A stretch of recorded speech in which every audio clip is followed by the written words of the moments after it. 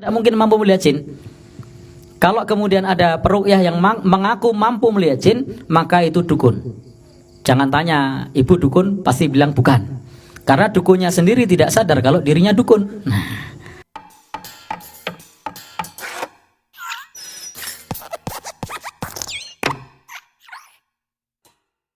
Ya.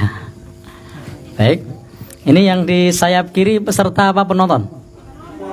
Oh, supporter ya. Jadi ternyata ada. Oh gitu. Dari UMY ya.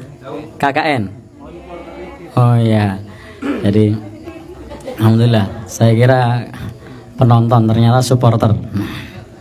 Sama ya, pendukung. Baik teman-teman semua yang berbahagia, yang dirahmati Allah Subhanahu wa taala, kita akan melakukan prosesi ruqyah sesuai yang diagendakan oleh pendopo dakwah Gunung Saren. Ini teknisnya kita nanti akan mengenal ruqyah dulu secara global. Kemudian yang kedua, kita akan ruqyah mandiri. Kita semua sudah bisa ruqyah mandiri ya. Nanti kita praktek. Kemudian yang ketiga, kita akan meruqyah air mineral yang sudah disiapkan oleh teman-teman panitia. Kemudian nanti yang keempat, kita akan mendengarkan bacaan ayat-ayat ruqyah. Nah, nanti disediakan plastik kresek. Plastik kresek ini hanya untuk antisipasi jika muntah, dan tidak di setiap ruqyah itu mesti muntah. Jadi jangan sampai kemudian kita berpikir bahwa setiap ruqyah itu mesti muntah, tidak. Kemudian juga jangan berpikir bahwa setiap ruqyah pasti kesurupan, itu juga tidak. Bahkan ruqyah yang baik itu yang tidak kesurupan. Karena sesungguhnya kesurupan itu bisa diantisipasi, kesurupan itu bisa ditahan. Asal kita tidak menuruti. Biasanya kenapa kesurupan? Karena diloske. Kalau ditahan, insya Allah tidak kesurupan. Jadi kalau misalnya terasa mau kesurupan, ditahan, insya Allah tidak kesurupan. Terasa mau ngamuk, terasa mau marah, ditahan, insya Allah tidak kesurupan. Nah, karena nanti reaksi yang muncul pada saat kita ruqyah, ini perlu kita sampaikan. Ada yang reaksinya ngantuk. Jadi ngantuk itu bagian dari reaksi. Ketika kita ngantuk, itu hormon endorfinnya naik, menimbulkan efek tenang. Jadi Al-Quran ini menenangkan bagi jiwa, menenangkan bagi kita. Maka orang tenang itu biasanya ngantuk. Kenapa orang yang di rumah sakit jiwa itu ketika dikasih obat penenang kok tidur? Karena tenang itu identik dengan ngantuk, dengan tidur. Maka ketika kita ngantuk pada saat membaca ayat Al-Quran, itu salah satunya adalah efek tenang. Tapi kalau kemudian baru dibaca tahu-tahu langsung tidur, itu gangguan jin. Jadi ngantuknya perlahan atau ngantuknya langsung. Kalau ngantuknya langsung itu gangguan jin. Kalau ngantuknya perlahan itu tanda efek tenang. Ini masih tahap awal. Tapi kalau kemudian kita sering baca Al-Quran, maka nanti efek tenang itu sudah mulai berkurang. Maksudnya bukan berkurang tenangnya, tapi sudah menjadi nikmat. Jadi kita baca Quran itu menjadi nikmat. Awalnya pas awal-awal tuh rasanya ngantuk berat. Besok kita baca lagi ngantuk berat lagi. Ngantuknya berkurang, kemudian nikmat. Sehingga baca Quran sudah tidak lagi ngantuk. Saya tidak tahu tahapan kita di tahapan ngantuk, apa di tahapan yang tidur, apa di tahapan yang sudah nikmat. Ngantuk. Ya.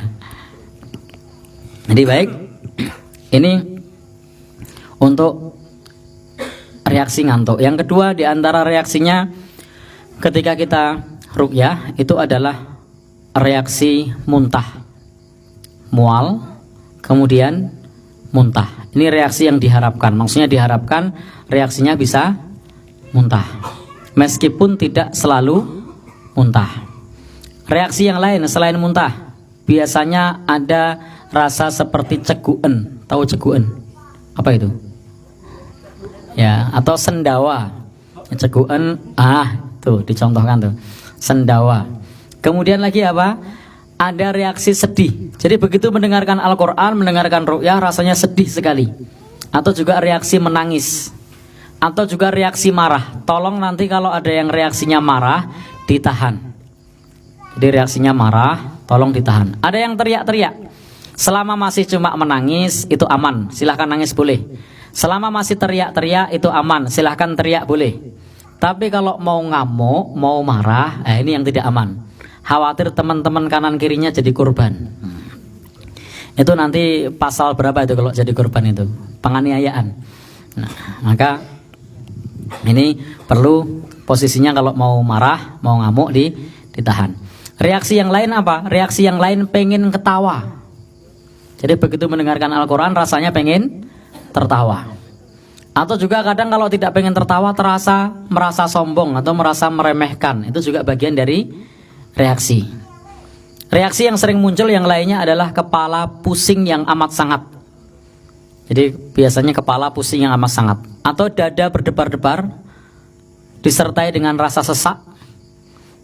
Atau juga rasa-rasa yang lain cukup banyak nanti yang terkait dengan masalah reaksi, tetapi itu tadi yang sering muncul. Atau reaksi kesurupan sebagian, tangannya gerak-gerak, gerak sendiri, tidak bisa dihentikan. Nah, jadi tangannya gerak sendiri tidak bisa dihentikan, atau kakinya gerak sendiri tidak bisa dihentikan. Atau reaksi yang lain adalah melihat penampakan. Melihat penampakannya ada dua jenis. Yang pertama adalah melihat penampakan dengan mata tertutup. Untuk ini bisa diantisipasi, jangan terpejam. Karena kalau terpejam melihat penampakan, ini tidak semua orang, khusus yang biasa melihat penampakan. Kalau terpejam maka penampakan itu akan nampak. Ada yang pernah lihat penampakan yang ada di sini? Ada? Nah, kalau tidak ada berarti insya Allah tidak akan muncul penampakan. Yang kedua adalah penampakan dengan mata terbuka. Jadi penampakan dengan mata terbuka. Nah, ini yang penanganannya cukup serius karena memang dengan mata terbuka. Apalagi kalau kemudian nanti ada rasa takut. Maka dalam posisi seperti ini bisa dibantu oleh temannya atau dirinya sendiri baca Al-Quran, nanti diusap-usap bagian mata supaya tidak bisa melihat penampakan lagi. Baik, itu terkait mengenai masalah reaksi. Ruqyah sendiri itu ada. Kita perlu kenalkan ke teman-teman, apa sih arti ruqyah itu? Ruqyah itu artinya al-'audzah, mohon perlindungan kepada Allah. Ruqyah itu artinya ilaj, minta kesembuhan kepada Allah Subhanahu wa taala, pengobatan. Jadi perlindungan, pengobatan. Dan ruqyah itu ada macam-macam. Ada ruqyah yang sesuai dengan syariah, sesuai dengan tuntunan. Itu harus terpenuhi 3 syarat. Ini yang sering kita sampaikan. Syarat pertama, bahwa ruqyah tersebut hendaknya dengan kalam Allah. Jadi dengan firman Allah Subhanahu wa taala, au bi sifatihi atau dengan sifatnya, au bi asma'ihi atau dengan namanya. Jadi bisa dengan firman Allah, sifat atau nama Allah Subhanahu wa taala. Karena ada ruqyah yang tidak dengan nama Allah, tidak dengan sifatnya, tidak dengan namanya. Misalnya dengan nama-nama syaitan. Seperti Tarkobin, Barasin, Ikhrisa, Jinrisa, Sol Asun, Yaksolun, Yayani, dan seterusnya nama-nama yang lain. Atau kalau versi Jawa, Kiblat Papat, Limau Pancer, Kakang Kawah, di hari-hari, Nyai Maruto, Kiai Maruto, Nyai Among, Kiai Among. Nah, itu semua termasuk yang dengan selain Allah Subhanahu wa taala. Maka hendaknya ruqyah dengan firman Allah, dengan nama Allah, dengan sifatnya, ini yang kita lakukan. Atau juga dengan doa-doa yang maksur dari Nabi. Ini syarat pertama. Syarat yang kedua, dalam ruqyah itu hendaknya dengan bahasa yang bisa dipahami.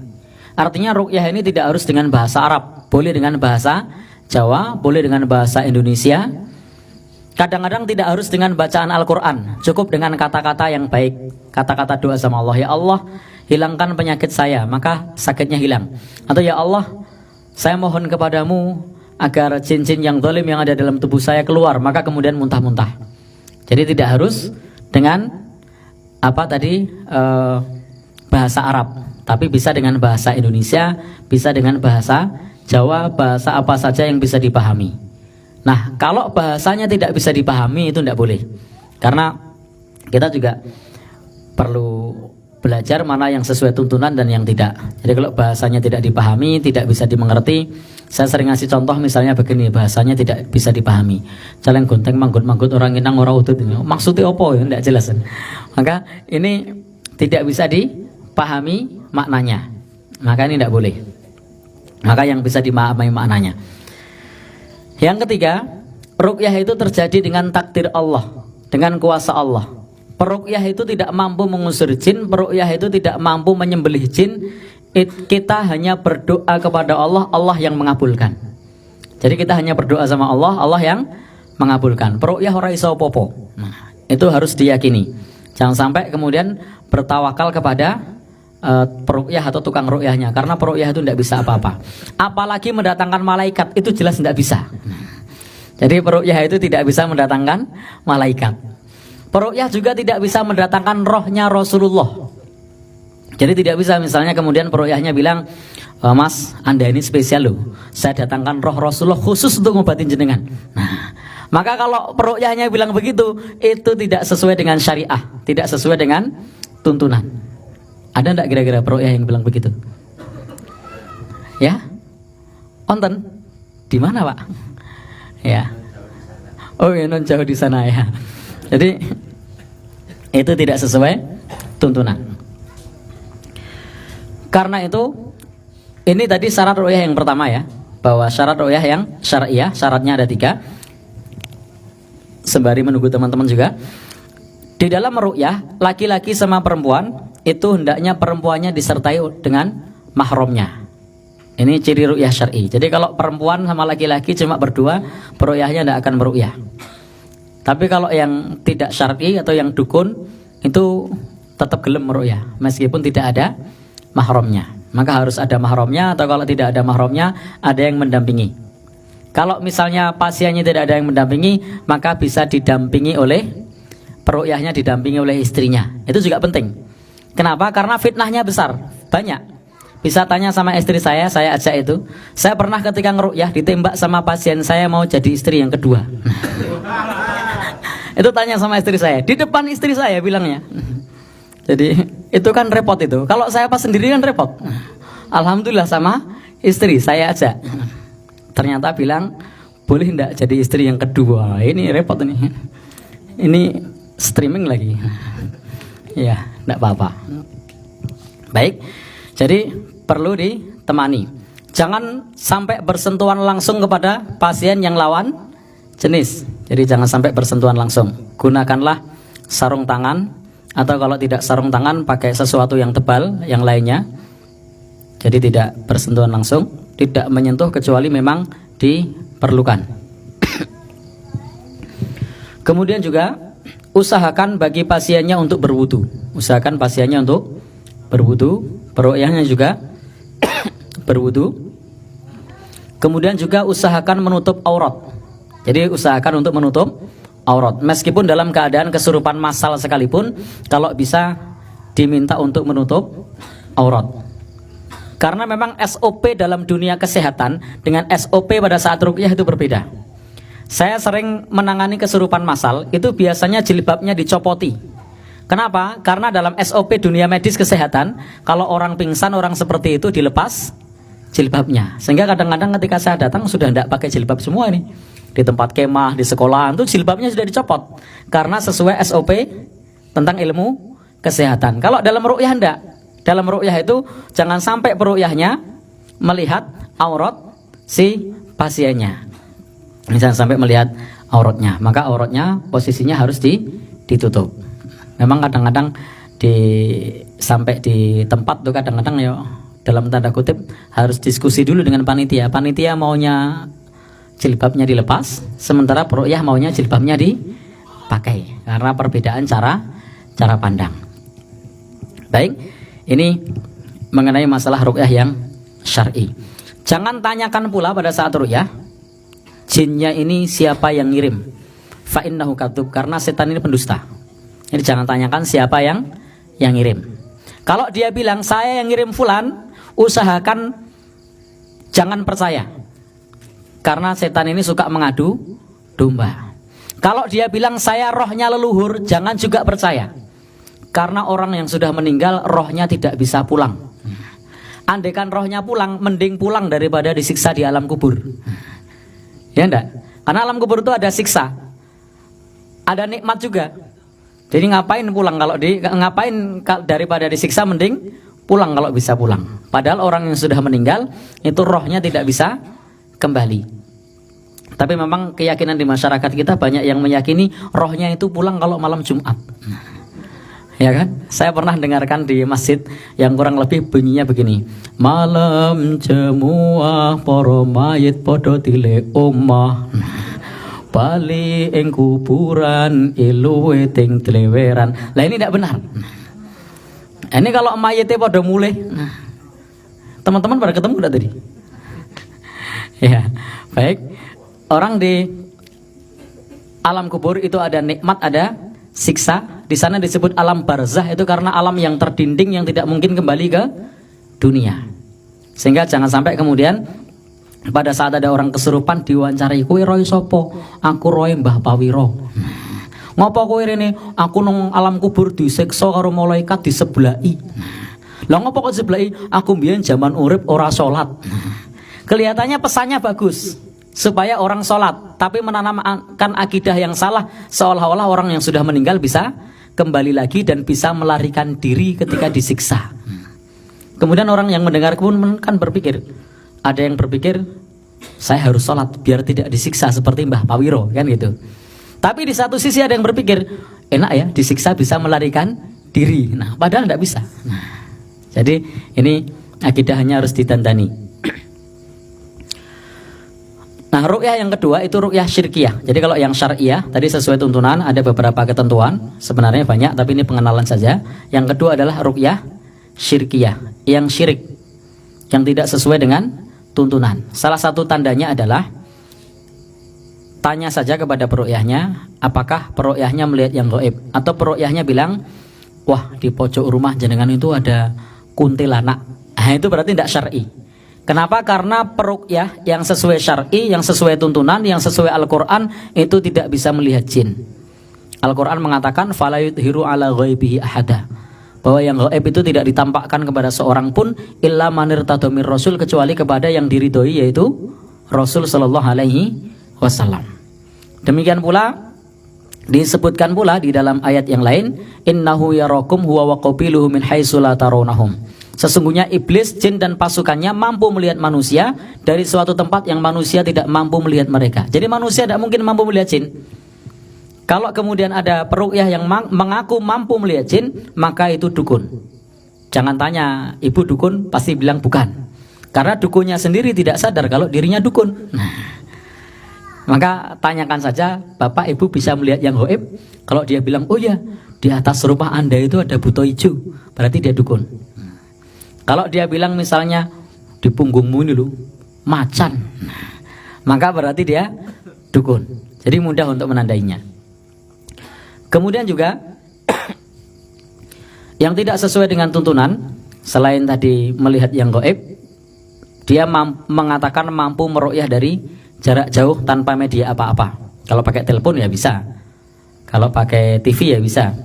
Tapi kalau tanpa media dia bilang sudah saya sembuhkan jarak jauh, berarti itu tidak syar'i, itu dukun. Demikian pula kalau dia mengaku mampu memindahkan penyakit, itu juga dukun. Maka teman-teman semua yang berbahagia yang dirahmati Allah, prinsipnya dalam Islam itu sesuatu itu ilmiah. Sesuatu itu bersifat ilmiah, bersifat ilahiyah. Jangan sampai kemudian tidak ilmiah atau irasional, tidak ilahiyah misalnya. Maka itu tidak boleh. Artinya kita harus hanya kalau sesuatu yang aneh itu sifatnya kita berdoa kepada Allah, Allah yang mengabulkan, bukan kemampuan kita sama sekali. Nabi Shallallahu Alaihi Wasallam saja pada saat hijrah dari kota Mekah ke Madinah itu berjalan kaki butuh waktu 8 hari. Tiba di tengah kota karena istirahat di Kuba itu 12 hari. Lalu kalau ada peruqyah mengatakan ngejeluk lemah ping telu wis tekan gone, maka itu tidak syar'i. Nabi saja jalan kaki waktunya lama. Ada peruqyah mengaku misalnya kebal senjata, ini juga tidak syar'i. Nabi itu dulu pakai baju besi. Ya, beliau itu ketika perang pakai baju besi. Andaikan Nabi kebal senjata, ngopo baju besi abot-abot. Mending kalau baju besi zaman sekarang dibuat pakai mesin yang anti peluru, namanya pakai Kevlar ya. Itu ringan. Baju besi zaman dulu itu berkilo-kilo. Bayangkan besi berat sekali. Tetapi itu dipakai agar tidak terluka. Ikhtiar yang ilmiah. Maka juga kita juga harus perlu melakukan ikhtiar yang ilmiah. Kalau tidak ilmiah berarti dia dibacok kok tidak mempan. berarti dia dukun. Dan masih banyak ciri yang lain. Misalnya harus pakai syarat-syarat atau tanya neton, netumu apa? Netune Selasa Kliwon, oh tidak cocok kerja di air. Ini gimana? Ya, ini namanya dukun. Karena seseorang itu pekerjaannya, nasibnya tidak ditentukan oleh hari lahirnya. Itu tidak ditentukan oleh hari lahirnya. Maka jangan pernah takut hari lahirnya apapun. Kalau Anda berjodoh, insya Allah tetap jadi jodohnya. Karena kadang-kadang orang mau nyari jodoh itu, wah kalau netune dudu iki ora jodoh. Susah loh itu. Begitu kenalan sama orang, netumu apa? Ora sido. Kenalan lagi, netumu apa? Ora sido. Repot. Baik. Ini ciri-ciri ruqyah yang tidak syar'i. Karena sudah jam 9, ini hanya pengenalan saja. Intinya Nabi mengatakan i'ridu alayya ruqakum la ba'sama lam yakun fi syirkun. Tunjukkan ruqyahmu kepadaku, tidak mengapa selama tidak syirik. Karena Nabi melarang nusroh. Nusroh min amali syaiton, kata Nabi. Nusroh itu menyembuhkan gangguan jin dengan jin, menyembuhkan sihir dengan sihir. Ini dilarang. Nabi mengatakan termasuk amal setan. Apalagi kalau pakai syarat-syarat, misalnya nyembelih kalkun, ayam cemani, pitik mulus, itu juga dukun. Memerintahkan menggantungkan sesuatu di atas pintu, itu juga dukun. Memerintahkan untuk menanam di 4 sudut ruangan dengan air laut atau 7 sumur misalnya, itu juga dukun. Jadi mudah untuk mengenalinya. Jangan tanya kepada orangnya, Anda dukun apa bukan. Pasti dijawab bukan, karena dukunnya pun tidak sadar kalau dirinya dukun. Jadi kadang-kadang orang itu tidak sadar kalau dirinya dukun.